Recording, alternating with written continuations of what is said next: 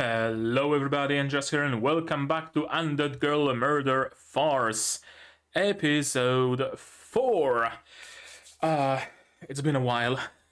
It's been a while, but I used that time to catch up to other shows, so now I am caught up with them mostly, and I should probably put that kalimba away, because it drives, it draws me towards itself way too much. Okay. Episode 4. So, in episode 5, we were near the solution. At least as far as what Aya says. She says to gather everybody because she knows who's the murderer. And in this episode, it will probably be revealed. On my part, I have absolutely no clue who it might be.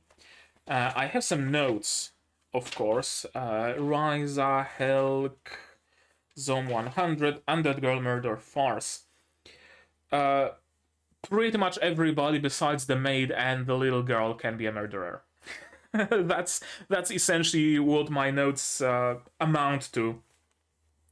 It could be Raoul, it could be Alfred, it could be Claude, although I do have my suspicions regarding Charlotte, that maybe she's seen something but says nothing, that Giselle, the maid, might actually be either inhuman or maybe working with the hunters or something like that. Maybe the butler is working with the hunters to let them in. Maybe there's some completely third party who's involved.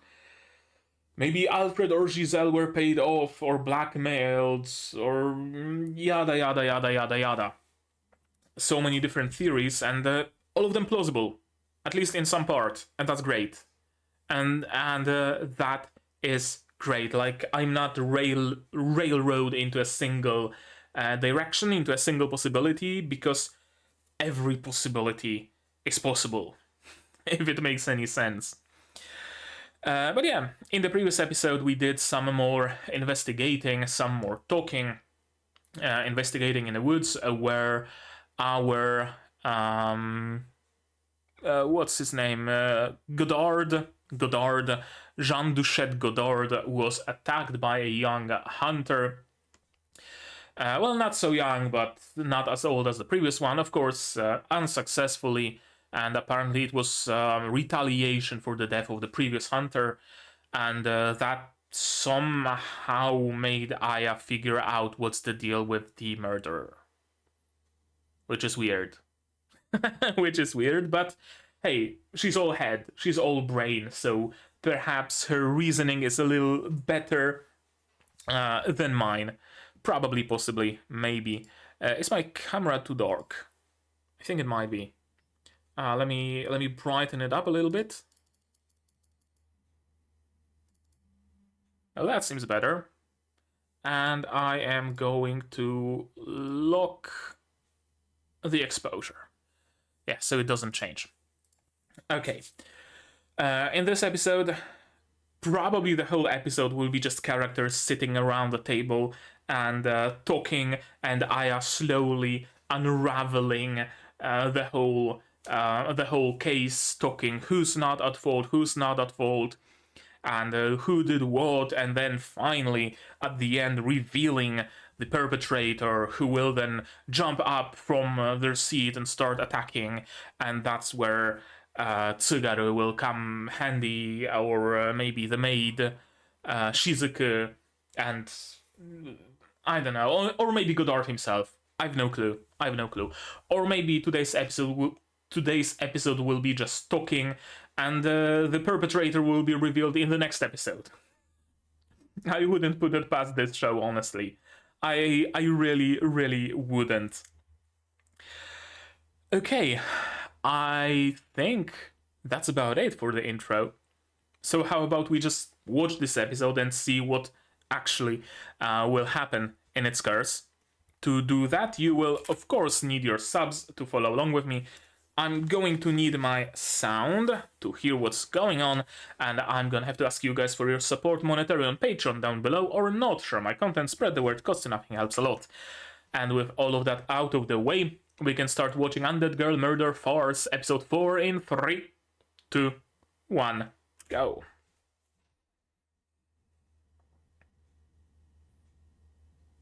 Yeah.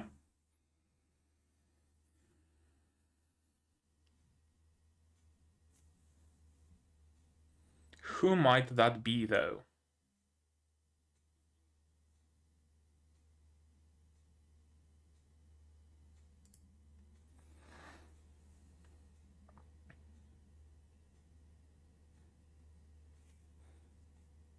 Opening.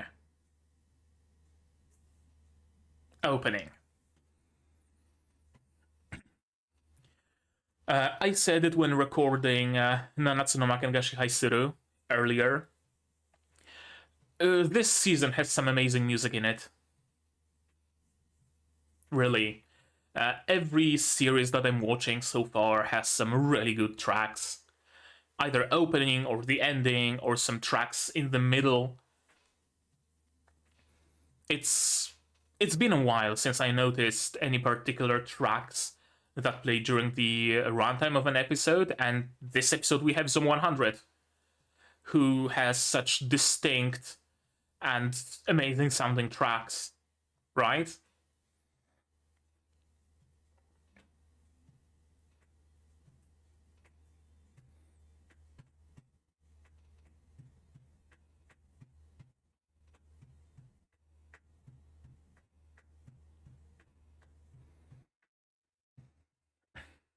We still have a few characters to meet, so I wonder if the whole season is just gonna be 2 cases, each case like 5 episodes long, or maybe like 3 cases, each of them around 4 episodes.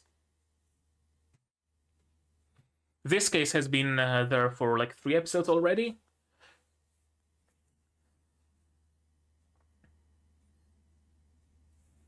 Okay, let's get deep into the reasoning.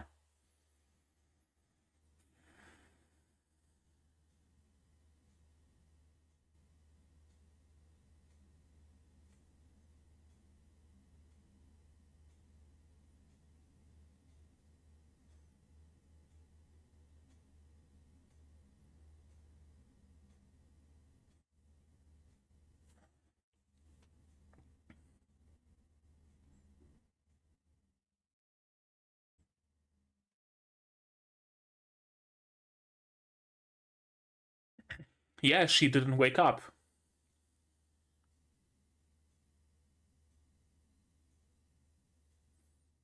And nobody else did either.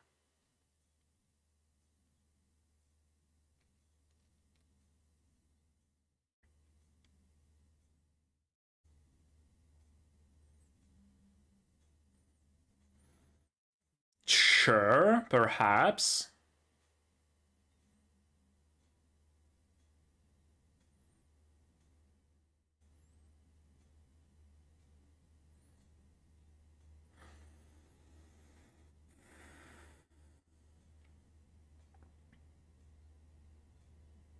Yeah.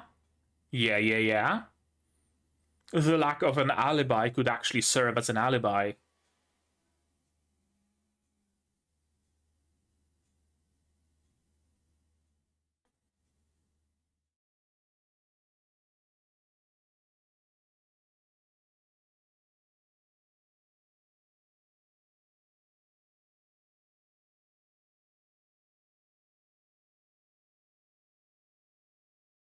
Yeah.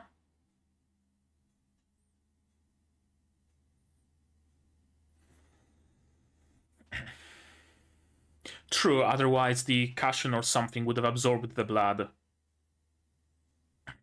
It was driven by hand. Yeah? So he had to have been really fucking strong.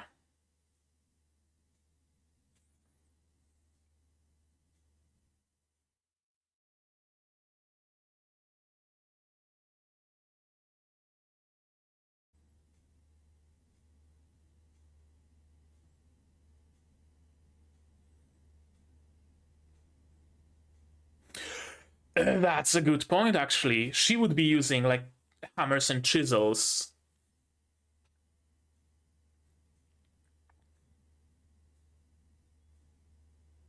Yeah. Chances are nobody would even remember that they heard that sound.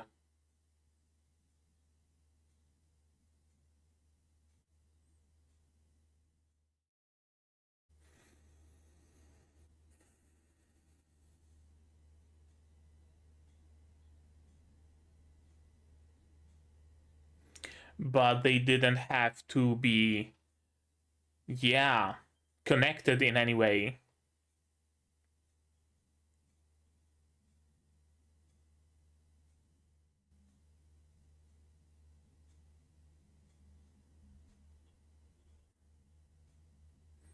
I mean, silver is plenty malleable.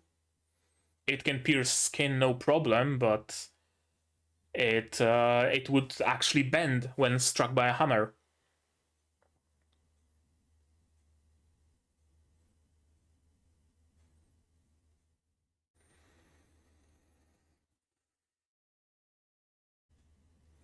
So it had to have been there for a long time. The inside?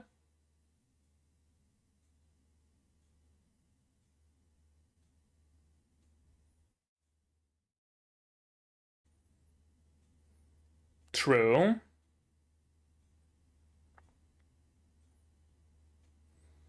Where did the holy water come from then?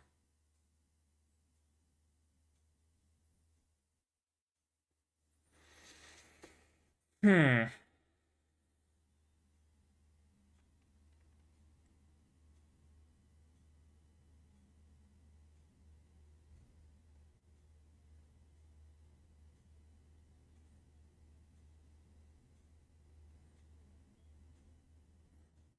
A wooden stake soaked in holy water?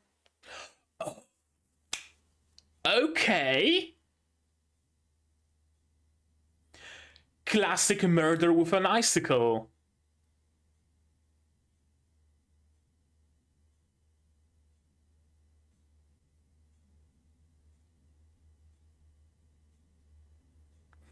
A classic murder with an icicle.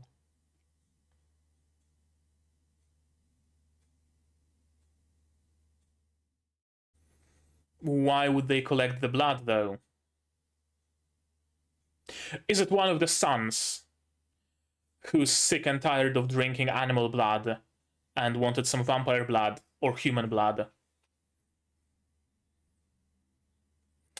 Or they use the blood to smear on the stake, yeah.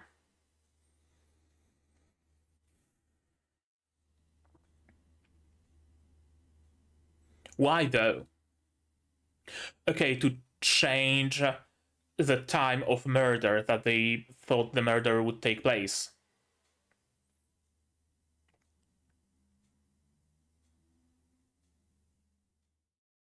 Yeah.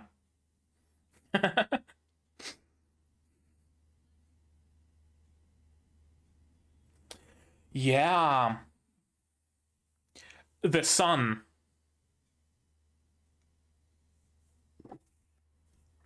Raul.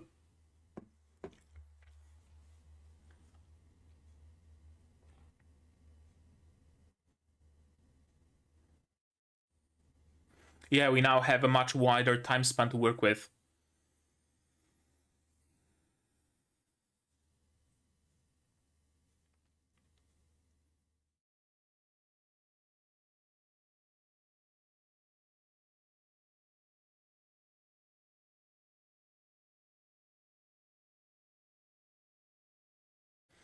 So not a human.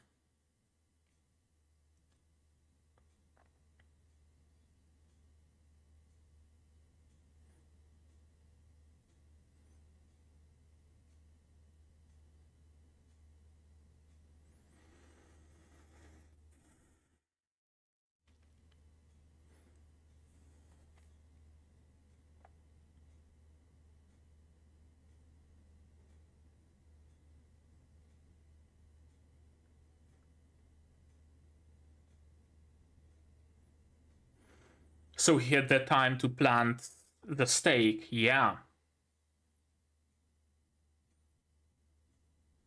But she didn't have the strength to break the lock and stab.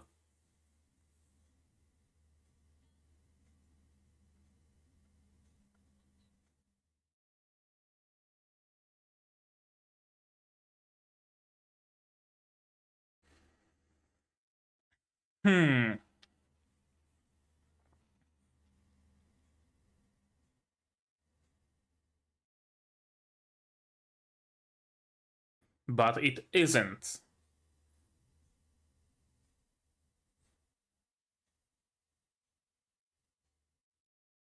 So it couldn't have been a vampire. But it couldn't have been a human either.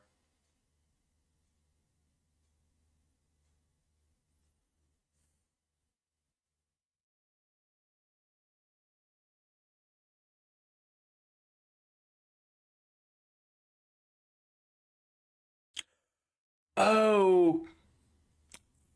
And they regrew faster than a wound from a silverwood heal. Oh shit! Oh shit!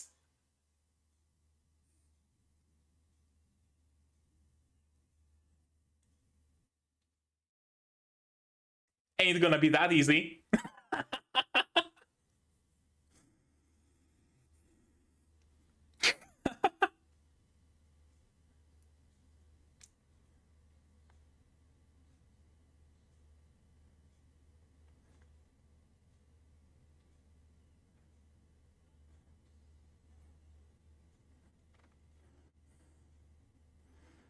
Shouldn't have let him out.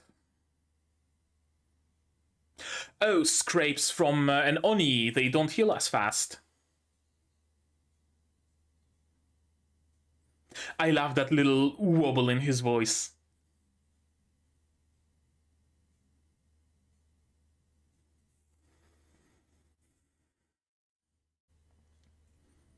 Oh, that's why the appearance of Hugo told a lot. Okay.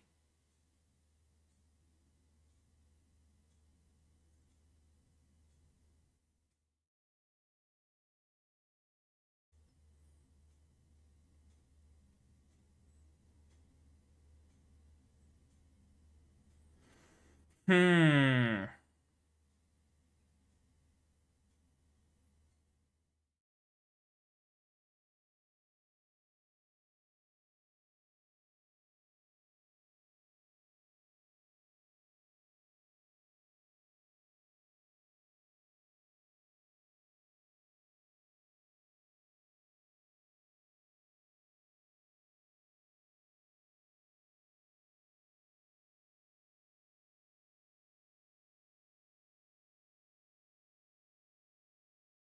Yeah, he clearly outed himself.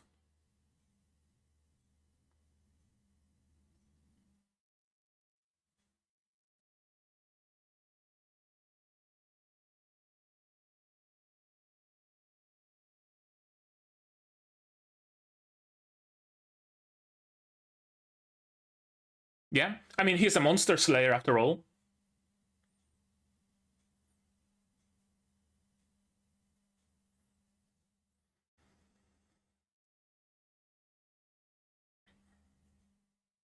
You're a real feral vampire.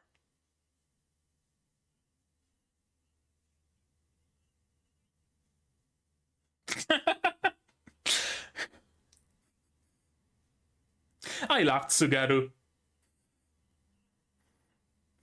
Just gives no fucks.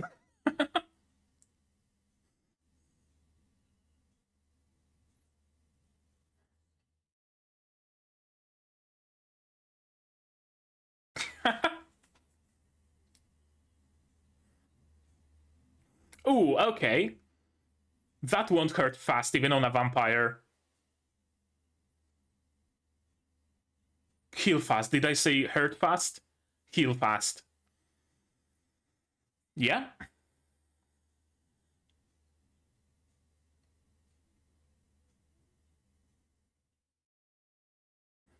There is that performer still in him. I love it.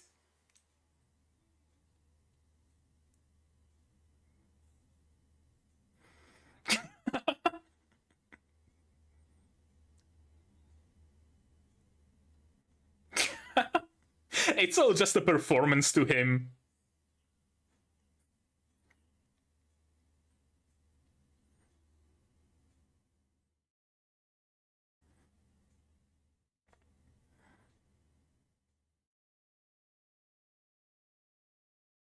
Half Oni, or 3/4 Oni, or whatever the proportion is.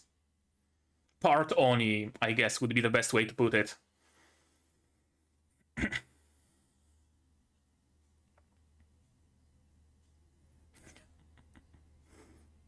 I love his performance.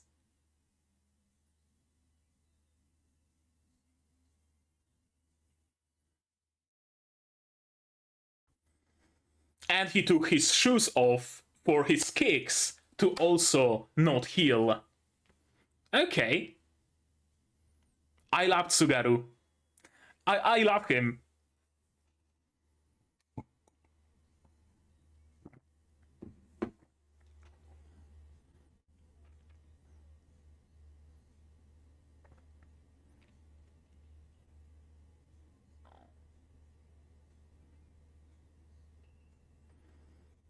Onigoroshi.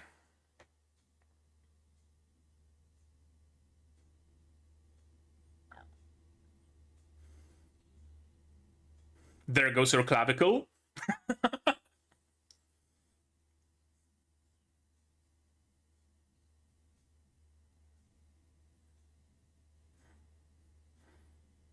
It's a guest appearance.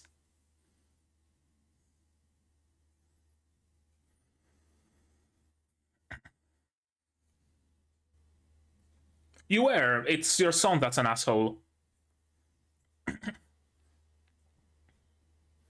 Yeah, you're clearly weaker. Yeah, I'm not like the others. Exactly. So noble as to kill your mother, and so strong as to lose to an Oni. Oh, did you fight Dracula? Interesting. He's been disposed of.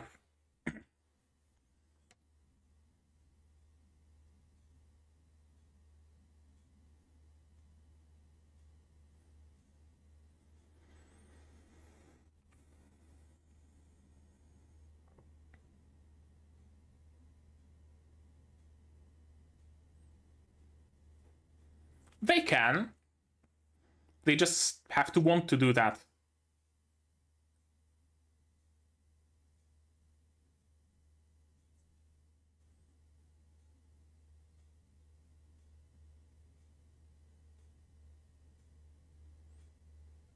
Oh, it's the newspaper girl, news girl.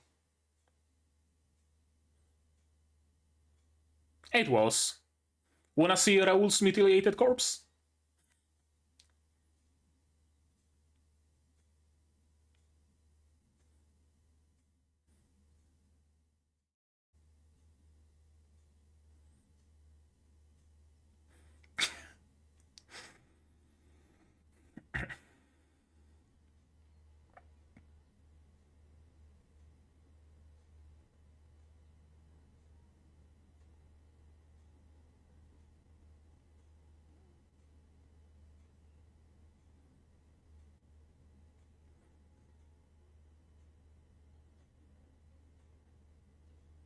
Not with a briefcase? Yeah.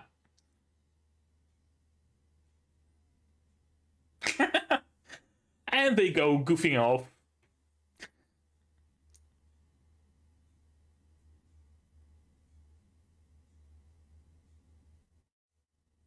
Oh?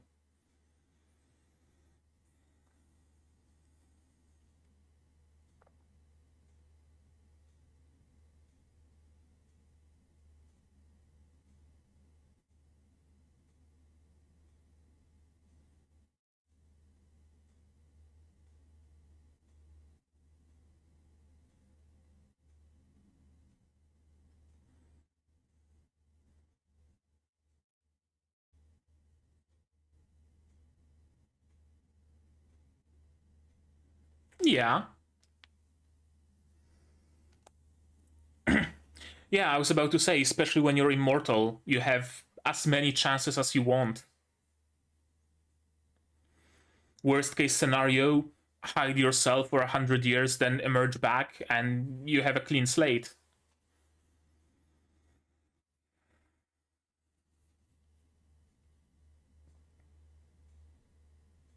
Mm-hmm.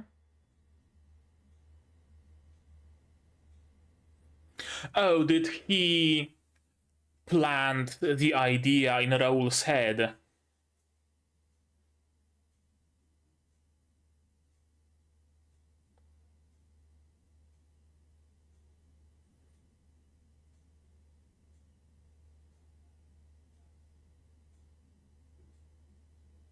Yep. And he was struck.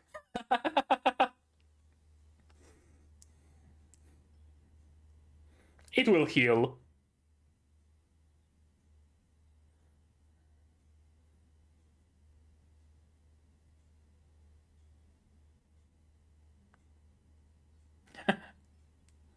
She wants to go with them? No, I thought.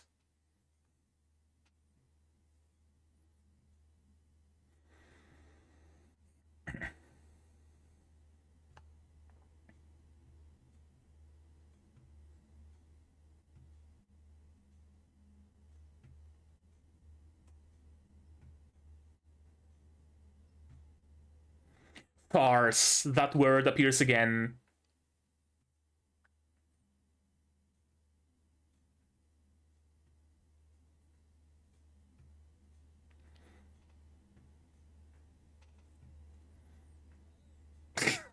Okay.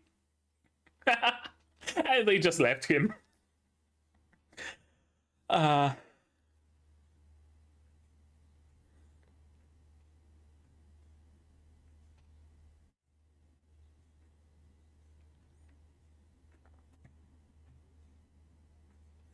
Another group of... Oh, is that another half Oni? Is this a parallel group to ours? Or not? I thought it's gonna be like a competing detective agency, but no, it's our villain. Hey, hey, that was a great episode. That was a great episode. So how about we watch it again? Shall we? Also, let me quickly get my highlighters. Where the fuck are they? No, where are my highlighters? I have so much shit in this.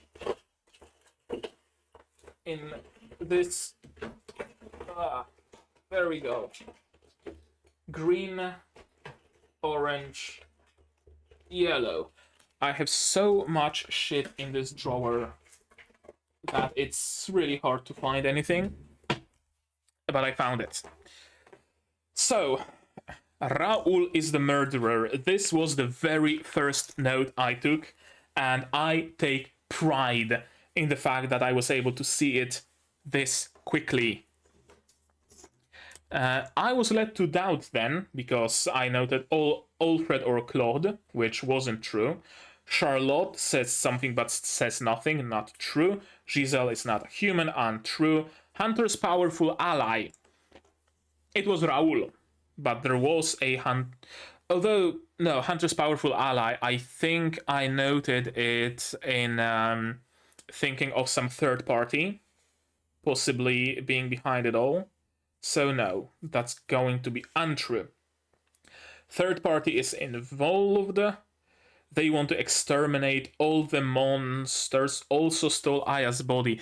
I think I was too early crossing that off in orange because third party involved. I think the doctor or the professor or whatever they call him, the guy with the cane, might actually be that third party. Alfred or Giselle were paid off or blackmailed. Untrue. The murder was done by Part Oni. Untrue. Godard himself orchestrated it all. Untrue. Charlotte revealed all the needed info to outside killer. Untrue. First thought is best. We have a saying like that in Poland, at least, that the first choice, first thought, is usually the best. When you start thinking, overthinking, you usually come to wrong conclusions. Trust your instinct in other ways, and my instinct told me Raoul, and it was indeed Raoul. Okay. One of you is Madame Hannah's murderer. Indeed.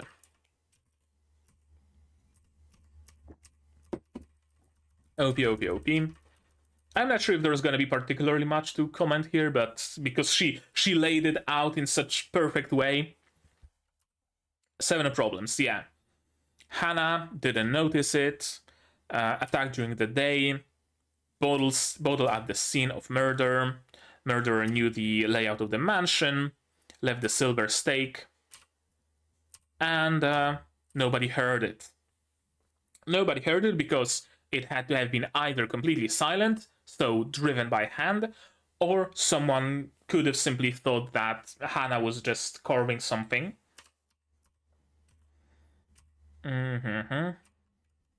Yeah, should have made a loud noise, but it didn't.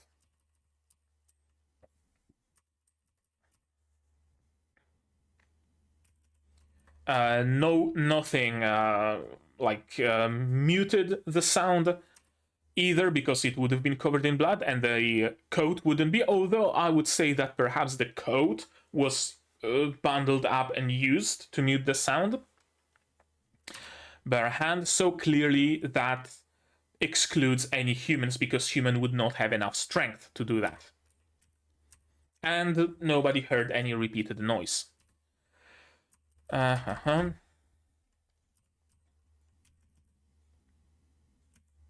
And yeah, why did the murderer couldn't use a hammer? Because it would break the stake itself. I don't think a silver stake would break. I'd rather say that the hammering would leave marks on the silver stake, although even then you could counteract that by using a wooden mallet. A wooden mallet probably wouldn't leave any markings, even on a silver stake. But of course there are also other clues as well. It's entirely possible that the murderer used a separate stake. Frail enough to break if it were hit by a hammer. Oh no, wait. The murderer couldn't use a hammer was because it would break the stake itself, so it couldn't have been the silver stake, because the silver stake would not break. So it had to have been something much more delicate. Like, for example, an icicle. Bottle was left at the scene of the crime to divert attention, or rather to explain where the holy water came from. But it was dusty on the inside. So it had to have been empty for a long time and couldn't have been filled with liquid, because if it was filled with liquid, there would be some droplets still left inside.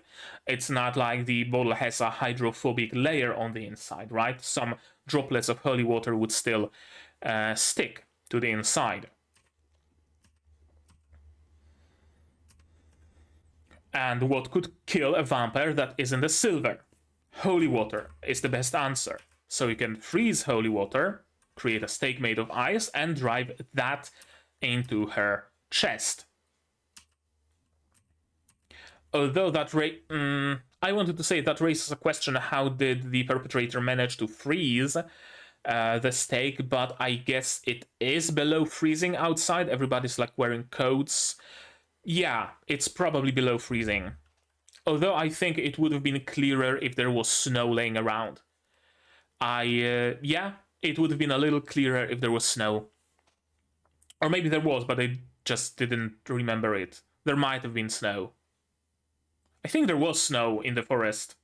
I'm not sure. Correct me if I'm wrong in the comments.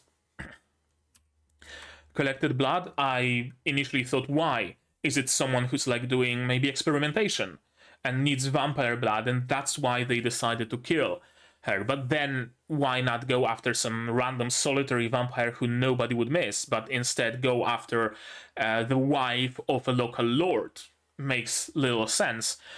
Then I thought it might have been either the butler or the maid, perhaps they themselves wanting to become vampires and thinking that if you drink vampire blood or if you inject yourself with vampire blood, you also turn into a vampire. Something along those lines, but no. No, it was collected to dirty the stake. They left the coat to make it look like it was by an outsider, yeah. And did my camera just blink for a moment? I don't know why, but I think it happened.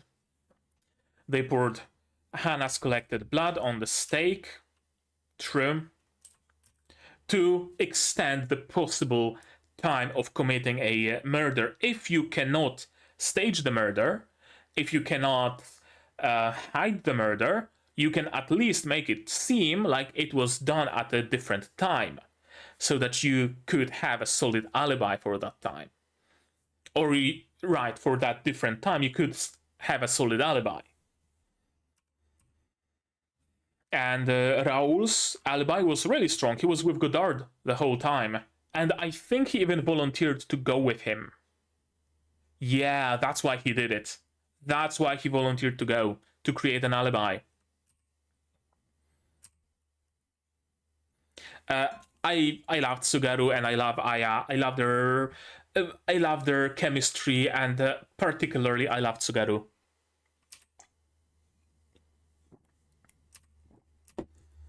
The construction of an alibi. Yep. If the stake was in the storage room, it was not the murder weapon. Then our possible time for committing the crime changes and extends much more. No alibi. Someone we thought unable to commit the crime. Few minutes to freely move around between committing the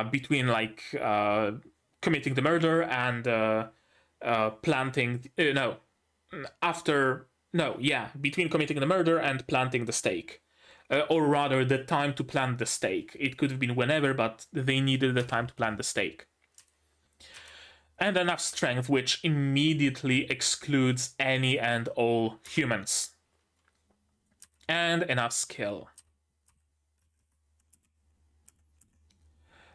Also, I really like what they are doing here, how they are showing all sorts of different characters in a sketchy way, right? Like we see the maid flinch, we see the butler sweat a little, we see Claude like move his eyes around, right?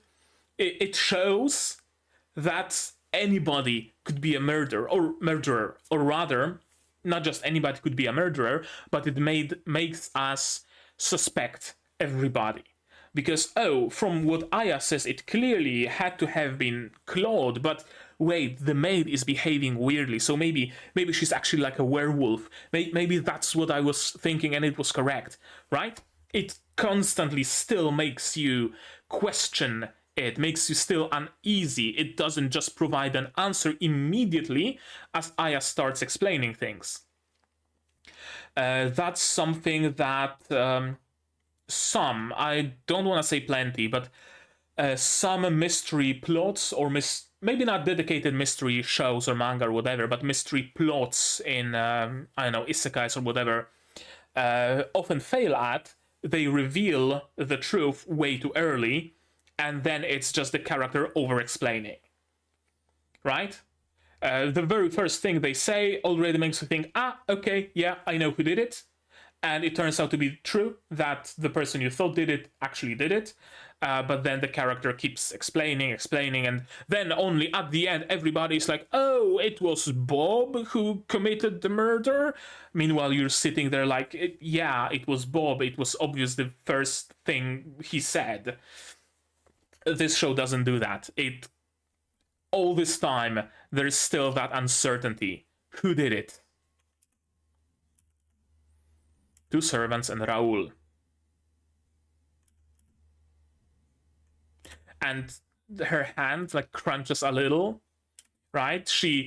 You don't see the maid's eyes. She just puts her head a little down, which almost feels like she's preparing to run or something, right? And it makes you suspicious of her.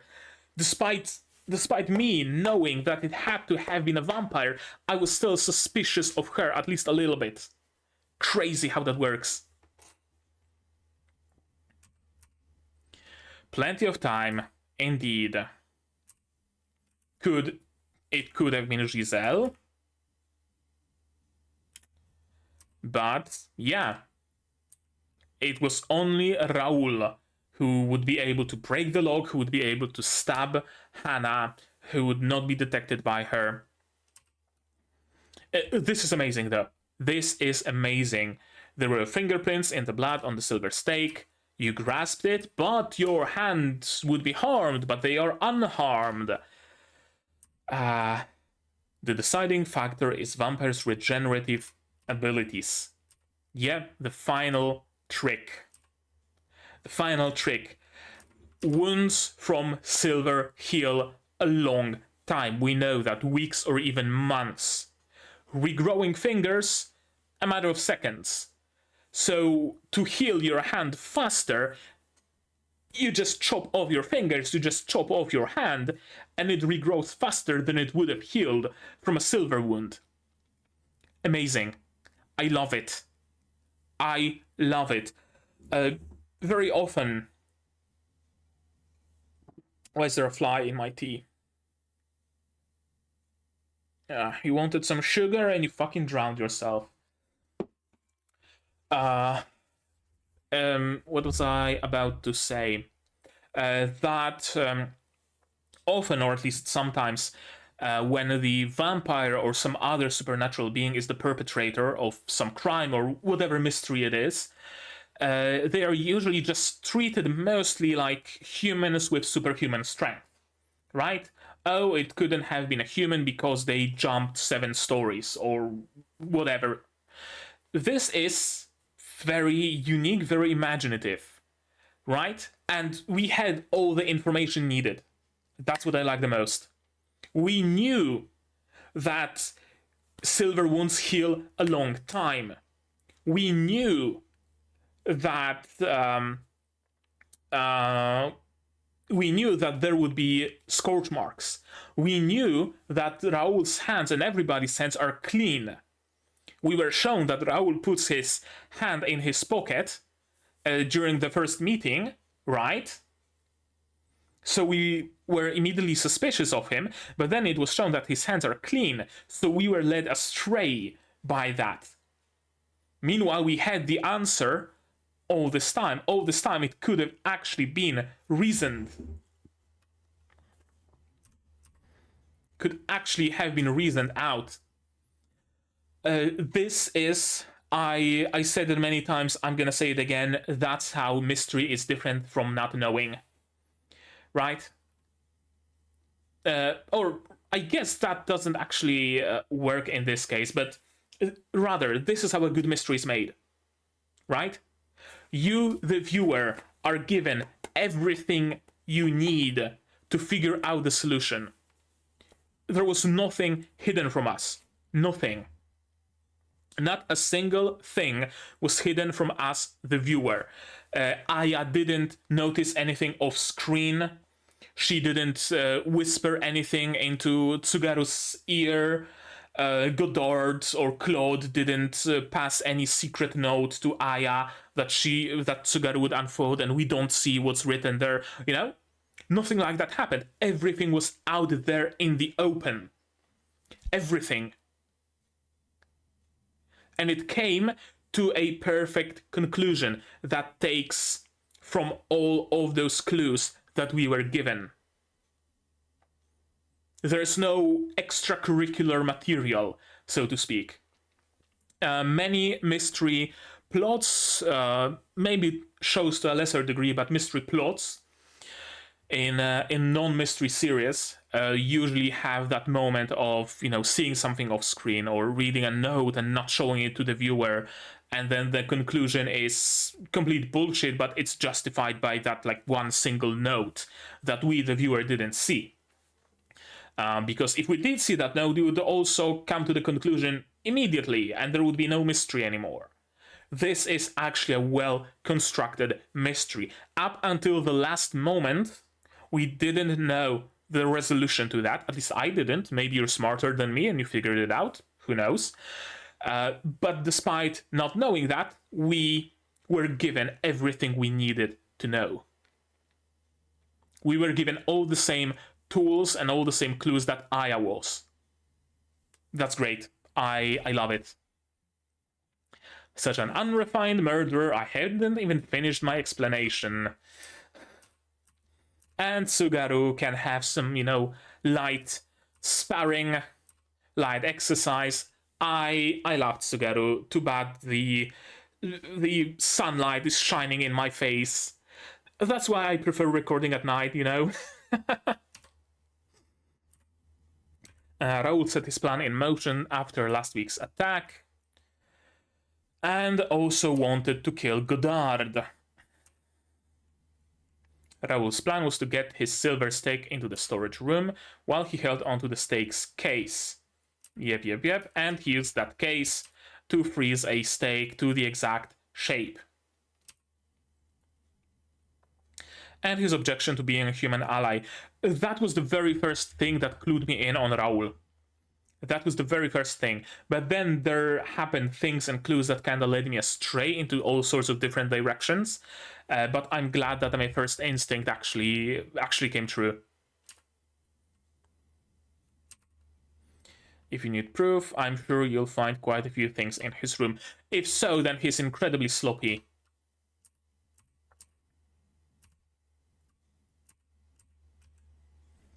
What's that? It's just nothing. It's just some Indian, Aztec, Mayan statue, whatever. I thought it's gonna be significant somehow, but no, apparently not. Yeah, Tsugaru is taking care of it. This is where the headliner appears. And we have a justification. And I loved Tsugaru's complete and utter dismissal. Raoul is there on the ground like, oh, my father is so weak and my mother is so weak and we are supposed to be the kings of the world. And Tsugaru's just like, oh, yeah, is that so? Huh, it's really interesting what you're saying there. Oh, wow, I didn't know. Dearie me. Oh, bother. Really? I didn't think of it that way.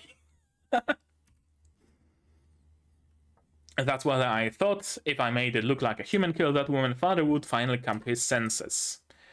Which means this household is standing in my way. Well, you broke through your household's walls, so I hope that is enough for you.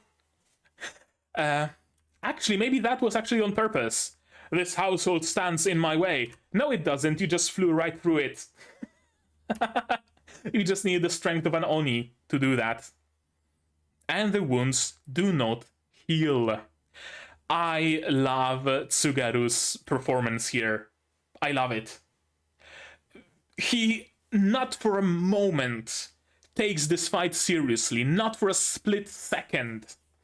It's just a performance to him. He sees the audience around and does his shtick. What he's been doing for years on the arena, he's doing the same thing here. His entire shtick. All that's missing is for him to take a hat off and start asking for some money like a fucking busker in the street. What you're about to witness is a grand, fearsome, goosebump-raising event that silences crying children. Behold, one of the rarest creatures in the world, the Oni Slayer. Also, I love the attention to detail that it's Oni cells that hold the regeneration, even in Immortals. And that's why he took his legs. He took his legs. He took his shoes off and he's bare-legged. And our attention is also driven to that. Hey, see, he doesn't have his shoes on because he needs skin-on-skin contact for his anti-regeneration ability to work. I love this attention to detail. It's not some magic aura around him that holds the regeneration. It's skin-to-skin contact, cell-to-cell, one might say. I really like it. He took off his gloves, took off his legs, his shoes. His shoes. Not legs. Not quite yet. His shoes. I love it.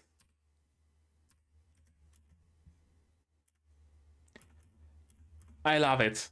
And his voice slightly wobbling really reminds me of someone.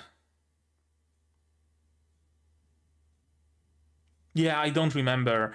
The association with the teacher from Kill la Kill, I already said it, that it's a very similar kind of a character. But this, like, little, like, warble even in his voice is really distinct.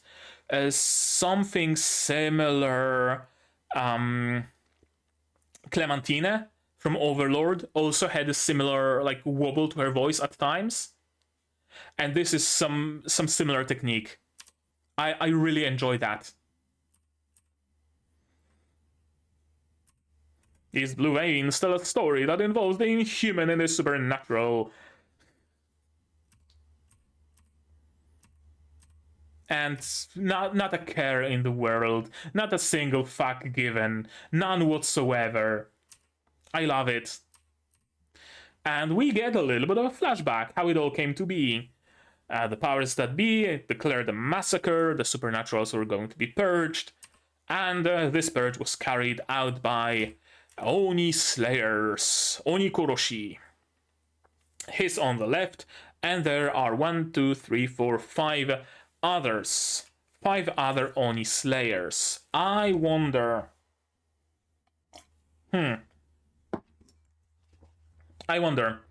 the third one looks like a woman. There was a woman in the carriage with the professor, right? And the fourth one looks like a hulking monster. And there was that Frankenstein's monster also with the professor. I wonder if it's him, perhaps resurrected or something like that. I wonder if the professor is collecting monster slayers. Who are aptly named the Oni Killers, the ultimate squad, the Oni Killers. And he was, of course, a part of that squad. Here you see just one of its treasured newcomers, the one and only Tsugaru Shunichi. And just like that, he's been dealt with. I'm not like the others. Yeah, everyone who's around your age says the same exact thing.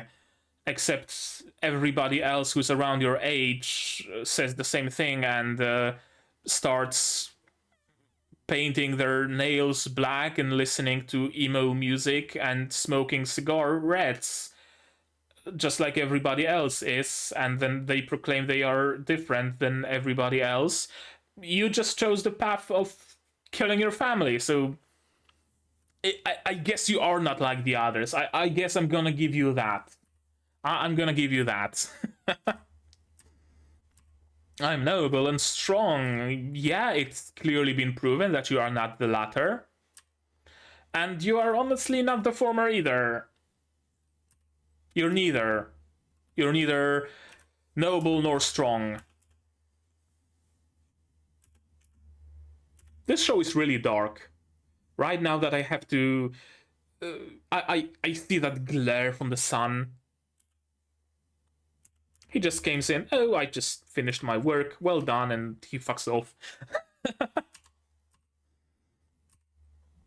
Humans and monsters can't live in harmony. Yeah, debatable. They were. I mean, if not for Raoul, they would keep living in harmony with the villagers, more or less harmony. Every now and then, some vampire hunter would arrive, sure, but their families seem to have been accepted mostly by the villagers, right? There weren't any bigger issues than that stray vampire hunter every now and then. Ah, sorry. So Tsugaru isn't entirely correct in his assessment. Case, it was solved, of course.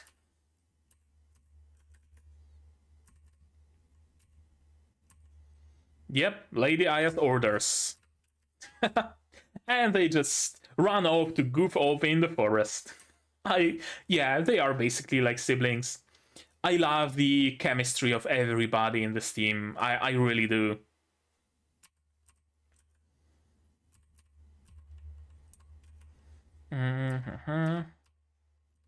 Yes, that's right. For a moment, I thought that he like willingly came out in the sun to commit suicide by sunlight, but no, apparently not. Even if we lose our reputation, we can retry as many times as we need. We're undying monsters after all. Indeed the case. If you burn your reputation, just go into hiding for a few years, move around the world, whatever, and start from a blank slate. Not a problem for someone who's immortal. Man in his early 70s with a slender build, right leg is a prosthetic, carries a black cane with the letter M. He visited, his name is Professor.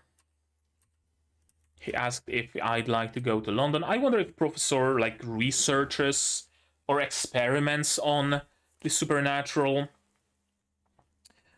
Professor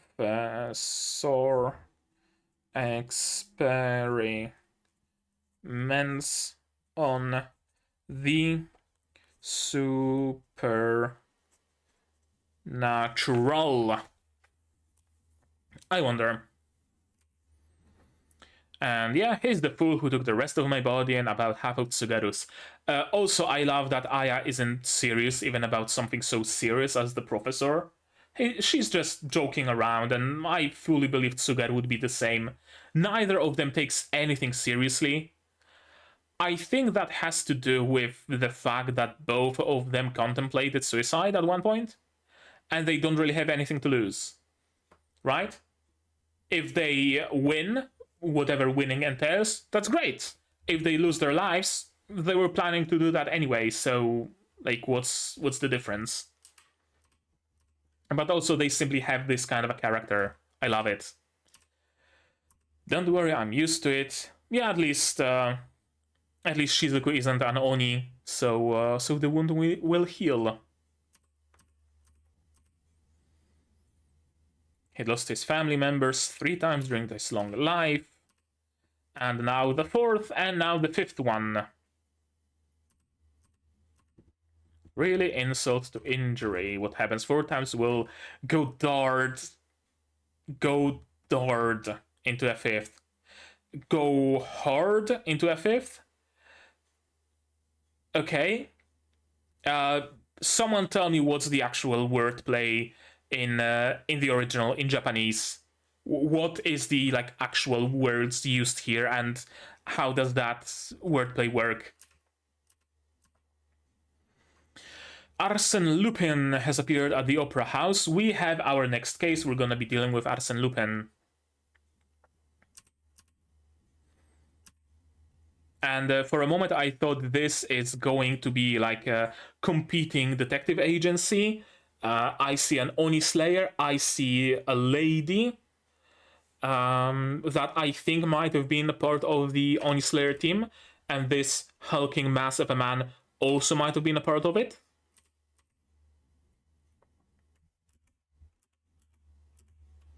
Let it go. We don't have time to deal with that phantom thief brat.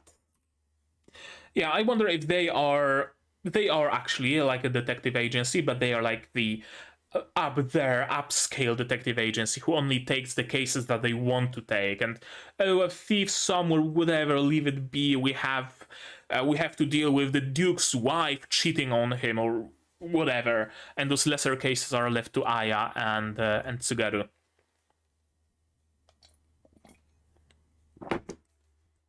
Okay.